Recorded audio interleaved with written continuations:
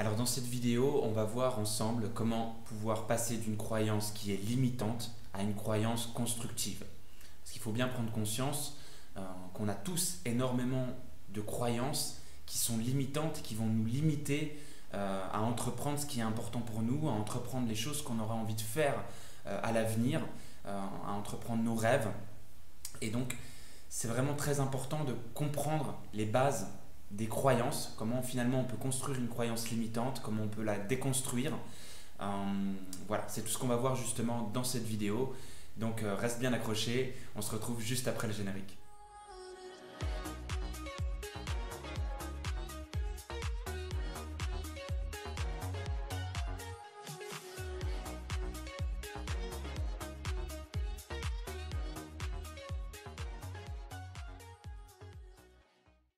Alors déjà, dans un premier temps, j'aimerais que tu puisses comprendre comment se forme une croyance. La croyance, finalement, elle naît d'une association corporelle et d'une association mentale. C'est-à-dire que finalement, tu vas pouvoir avoir une croyance, soit parce que tu as eu un gain plus un plaisir, donc ça va te faire naître et renforcer ta croyance, ou alors tu peux avoir la croyance parce que tu as eu une perte suivie d'une souffrance. Un exemple, quand on croit que l'on est nul, par exemple en chant, eh bien ça peut venir par exemple de notre passé et tu peux très bien avoir été en classe et avoir été amené à chanter devant tout le monde. Et puis là, toute la classe a commencé à rigoler, se moquer de toi.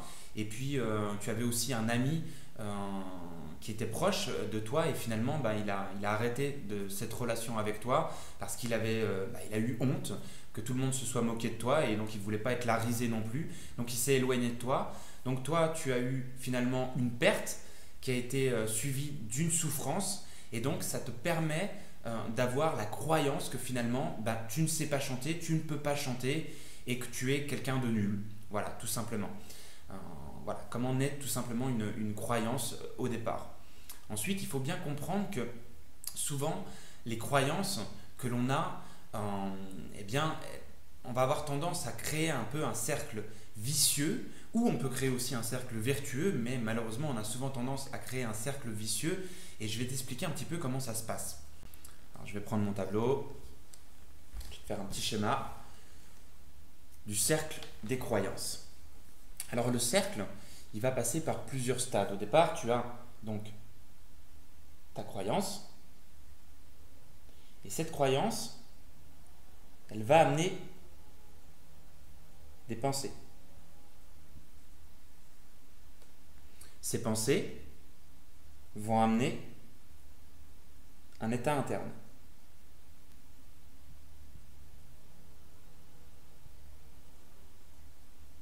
Cet état interne, il va ensuite amener un comportement. Et ce comportement, ensuite, va nous amener à un résultat.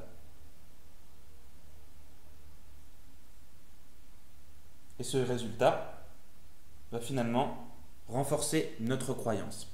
Alors si par exemple tu as la croyance que tu es inintéressant lorsque tu parles par exemple à des personnes ou lorsque tu parles en public.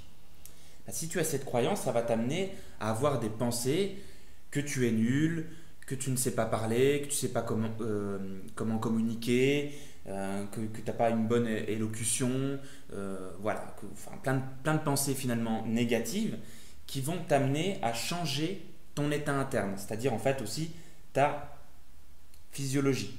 Donc tu vas avoir tendance à changer ta posture, à te replier sur toi-même, à être recroquevillé, baisser la tête.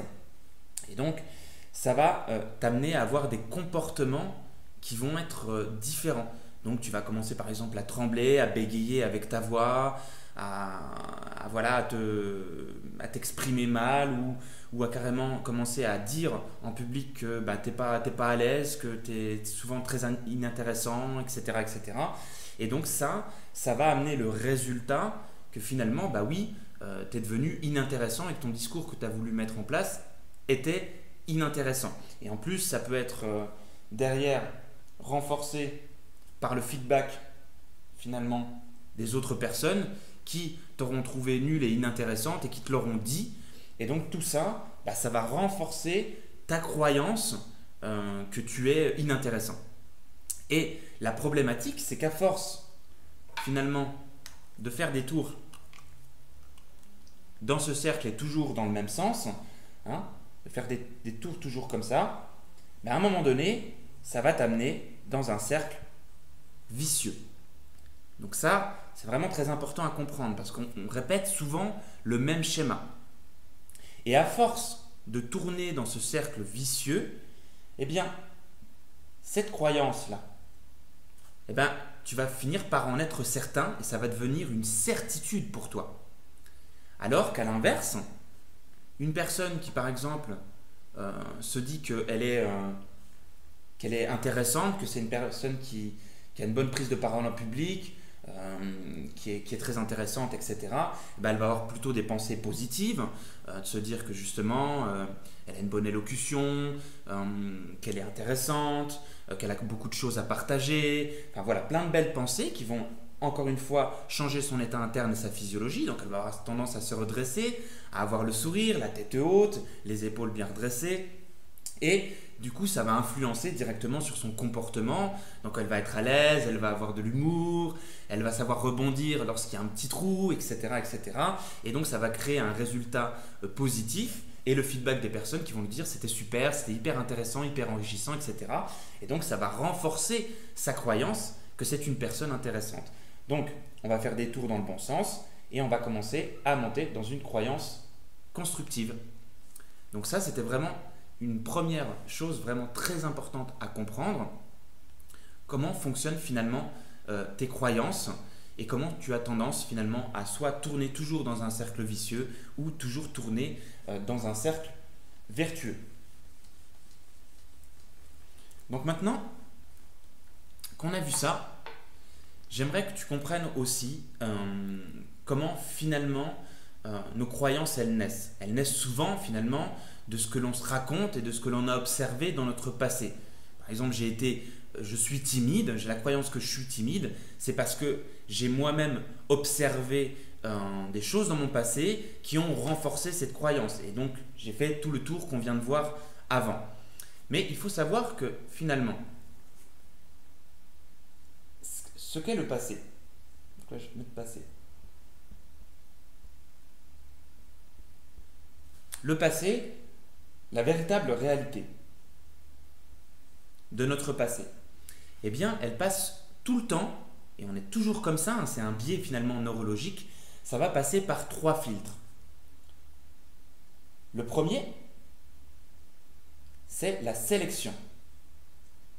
Parce qu'on est toujours en train de sélectionner que certains éléments de notre passé qui ont tendance justement à renforcer nos croyances. Mais on est toujours en train de sélectionner. Si par exemple je demande à 100 personnes qui viennent d'assister au même match de basket, leur demander qu'est-ce qu'elles en ont retenu, qu'est-ce qui s'est passé finalement, eh ben, tu vas avoir quasiment au moins 50 versions différentes d'une même réalité. Donc la réalité de notre passé, c'est toujours sélectionné. On ne voit qu'une partie, comme si on regardait dans un cône et on voit toujours qu'une partie et pas les autres parties. Donc c'est toujours une réalité qui est sélectionnée. Donc on fait une sélection. Ensuite, cette sélection va passer par un deuxième filtre qui est finalement la distorsion. Parce qu'on a toujours tendance finalement à distordre les informations que l'on sélectionne. Un exemple tout bête, c'est genre tu as eu peur d'une araignée ou ta compagne a eu peur d'une araignée et elle te dit « je viens de voir une araignée, elle était comme ça !» Et en vérité, c'était une petite araignée comme ça, toute petite. Donc on a souvent tendance à distordre. Et plus on avance dans le temps, plus ce que l'on a sélectionné, on va avoir tendance à le distordre. Il y a un bon exemple, c'est le toboggan de ton enfance.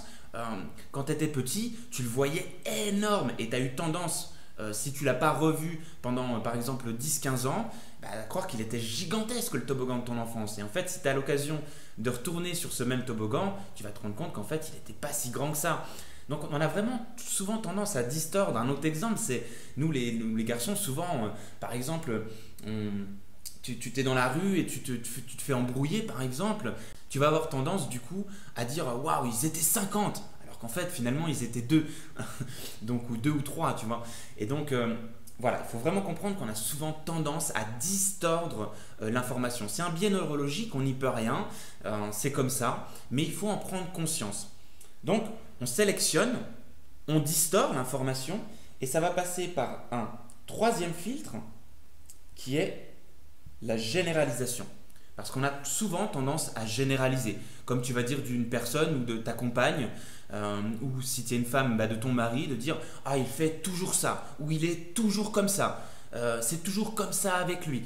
Enfin, tu vois, tu as vraiment tendance souvent à généraliser les informations que tu sélectionnes comme si elles étaient toujours comme ça. Et c'est ça qui va renforcer finalement ta croyance.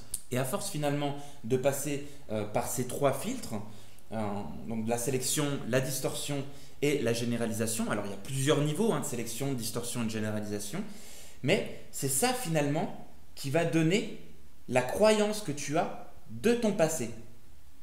Et finalement, entre ce que toi tu crois qu'était ton passé et ce qui s'est réellement passé, il y a un monde, ça n'a presque rien à voir entre là et là. Donc ça c'est vraiment très important à comprendre. Si tu veux un petit peu pouvoir sortir de tes croyances, il va falloir finalement que tu te racontes d'autres histoires, que tu cherches finalement à sélectionner d'autres choses et éviter de faire attention à ne pas distordre et à ne pas généraliser. Alors pour ça, je vais te donner un exemple avec un autre schéma. C'est que finalement, si ça, c'est notre présent, si ça c'est ton présent, là, on a ton passé. Donc là, je vais mettre PA, PR, et là, tu as le futur. Eh bien, comme je te le disais tout à l'heure, on a tendance, nous, à regarder en forme de cône.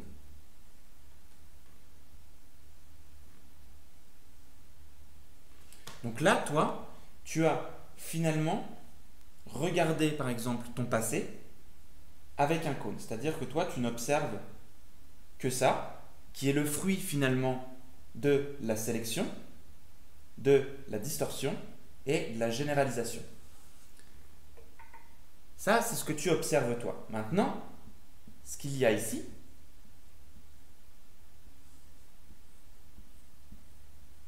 c'est tout ce qui s'est quand même passé par rapport à ce que tu racontes, par rapport à la croyance que tu as, par rapport au regard que tu as de ton passé.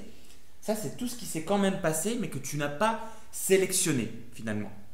Parce que comme je te l'ai dit, on ne peut pas toujours tout observer, on ne regarde pas, on regarde toujours, quasiment toujours que dans un cône, et on ne voit pas tout ce qu'il se passe. Donc là, il faut bien comprendre que dans le passé, il y a aussi tout ce que tu n'as pas sélectionné. Et ça, c'est l'inverse finalement de ce que tu as distordu, et c'est l'inverse de ce que tu as généralisé. Et ça, c'est très important à comprendre, puisque finalement, tu ne vas jamais pouvoir changer ta croyance si tu ne fais pas l'effort d'aller regarder dans ton passé, comme par exemple si tu te crois timide. Et j'insiste bien sur le fait que tu te crois timide, et tu n'es pas timide, tu te crois timide. Tu te crois timide parce que tu as sélectionné des événements dans ton passé, dans un cône uniquement, que tu as distordu et que tu as généralisé pour finalement avoir la croyance que tu es toujours timide. Alors qu'en vérité, tu n'es pas toujours timide. Il y a eu forcément des endroits où tu as été plus confiant. Et bien en vérité, ces endroits-là, ils se trouvent ici et malheureusement, tu n'as pas fait la sélection, tu ne les as pas justement sélectionnés. Et c'est ça qui va être important et c'est ça que je t'invite à faire, c'est d'aller regarder finalement dans ton passé les endroits que tu n'as pas sélectionnés où tu as été plus confiant, où tu as plus réussi. Et il y en a plein parce qu'en vérité, le cône, il est toujours assez fin de ce que l'on regarde et de ce que l'on sélectionne. Et en vérité, il y a vraiment beaucoup d'éléments à aller chercher dans ton passé qui vont finalement pouvoir faire sauter ta croyance limitante d'aujourd'hui et monter dans une croyance virtueuse, enfin dans un cercle virtueux au niveau de tes croyances. Mais c'est hyper important à comprendre ce schéma parce que si tu es timide justement, tu ne vas jamais réussir à sortir de ta timidité si tu regardes toujours dans le même cône.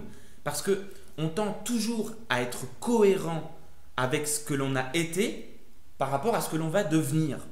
Donc, finalement, les éléments de ton passé détermine les éléments que tu vas vivre dans ton futur. Parce que ça, c'est pareil aussi. La réalité du futur que l'on peut avoir, ben, c'est une réalité qui nous est propre. On peut très bien la changer. En fonction des croyances que l'on va avoir par rapport à notre passé, eh bien, on va pouvoir changer la vision que l'on a dans notre futur.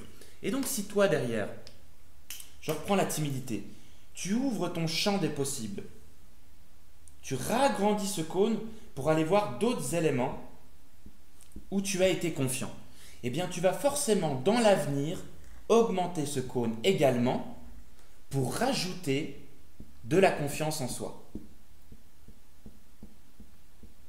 Donc c'est vraiment très important que tu réalises cet exercice au quotidien, de faire l'effort d'aller regarder les éléments justement où tu as été confiant. Et ça peut être valable pour n'importe quelle thématique, pour n'importe quelle croyance. Mais c'est important de s'entraîner en observant bien ce schéma et en te rappelant bien de ce que je t'ai dit par rapport à la sélection, la distorsion et la généralisation. Une fois que tu peux en prendre conscience, eh bien, ça peut tout changer pour toi. Parce que malheureusement, souvent, on reste dans notre cercle vicieux sans se rendre compte finalement qu'on est dans un cercle vicieux. On reste dans nos croyances sans finalement se rendre compte qu'on est dans une croyance qui est limitante et que finalement, on pourrait très bien faire sauter cette croyance. Parce qu'on peut être tous différents par rapport à un même événement. Tu vois, on peut tous réagir différemment, on peut tous avoir des croyances différentes. Il faut bien que tu mettre une chose dans la tête, c'est que tu n'es pas né avec les croyances que tu as. Elles sont nées, comme je te l'ai dit, vraiment de la sélection que tu as faite de ton passé, de la distorsion que tu en as faite et de la généralisation. Donc vraiment, maintenant que tu prends conscience de ça, ça va te donner des atouts énormes pour pouvoir justement sortir de tes croyances limitantes et commencer à rentrer dans des croyances constructives et rentrer dans le cercle vertueux. Donc voilà, eh bien écoute, c'était une petite introduction sur le système des croyances. On est loin du tout d'avoir fait le tour parce que c'est un gros panier, les croyances. On fera d'autres vidéos et j'ai notamment une formation aussi qui va sortir où il y aura un gros bout de cette formation qui sera justement destinée sur le système des croyances parce qu'il y a vraiment beaucoup de choses à voir. Mais voilà, je pense que déjà avec ce petit morceau, ça t'a permis vraiment de prendre conscience déjà de comment fonctionnent les croyances et ça va te permettre d'avoir de bons outils pour pouvoir en sortir petit à petit. Donc voilà, j'espère vraiment que tu as apprécié cette vidéo. N'hésite pas à me mettre qu'est-ce que tu as pensé de cette vidéo et de ce que je t'ai partagé en commentaire. N'oublie pas non plus de liker la vidéo et de la partager pour augmenter sa visibilité. Et si elle t'a servi à toi, elle peut servir aussi à d'autres personnes, à des proches ou à d'autres personnes que tu pourrais par exemple partager cette vidéo sur tes réseaux sociaux. Donc vraiment, je te remercie pour ça d'avance. N'oublie pas non plus de t'abonner à la chaîne et d'activer la petite cloche si tu veux être tenu au courant de toutes les vidéos qui sortent chaque semaine. Et voilà, je te remercie vraiment d'avoir écouté jusqu'au bout. Je te remercie de miser sur toi-même et je te dis à très bientôt pour de prochaines vidéos. Ciao, bye bye.